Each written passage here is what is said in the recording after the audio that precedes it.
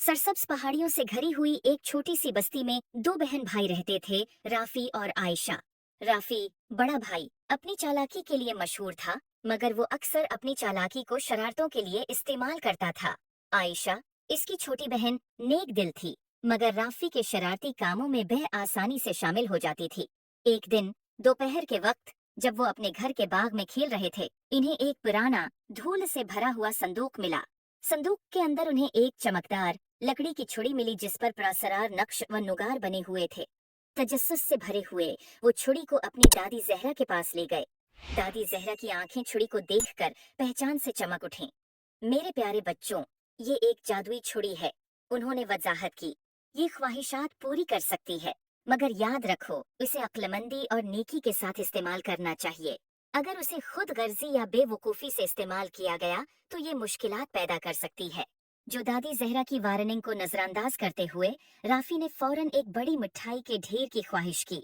अचानक कमरा मिठाइयों, चॉकलेट्स और केकस से भर गया। आयशा खुशी से चला उठी, मगर जल्द ही उन्हें एहसास हुआ कि मिठाइयाँ इतनी ज्यादा हैं कि वो खा नहीं सकते, और पूरा घर एक चपचिपी गंदगी में बदल गया। गंदगी की परवाह किए बगैर राफी ने दूसरी ख्वाहिश की। इस बार इसने एक सुनहरी साइकिल की ख्वाहिश की। एक चमकदार सुनहरी साइकिल जाहिर हुई, मगर ये इतनी भारी थी कि चलाने में मुश्किल थी, और जैसे ही राफी ने उसे चलाने की कोशिश की, वो टूट गई। मायूस होकर इसने एक के बाद एक ख्वाहिश करना जारी रखा। हर एक ख्वाहिश का नतीजा किसी न किसी मुसीबत में निकला। आयशा, जो ये सब देख रही थी, इसे दादी जहरा की बातें याद आईं। इसने नरमी से राफी से छुड़ी ले ली और कहा, चलो इसे अक्लमंदी से इस्तेमाल करने की कोशिश करें। राफी, शायद हमें ऐसी चीज की ख्वाहिश करनी चाहिए जो दूसरों की मदद करे। राफी ने हचकचाते हुए इत्तेफाक किया।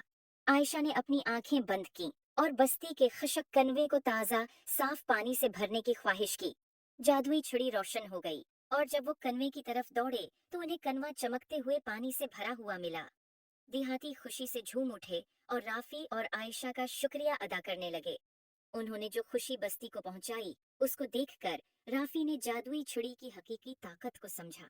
इसने अपनी पछली बेवकूफियों के लिए आयशा और दादी जहरा से माजरत की।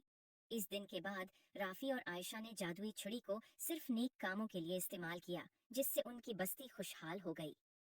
किसी नरमा अखलाक, इस कहानी से सीखने को मिलता है कि ताकत और वसाइल को अक्लमंदी और नेकी के साथ इस्तेमाल करना चाहिए।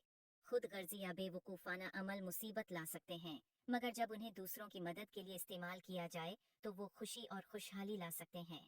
उम्मीद है आपको स्टोरी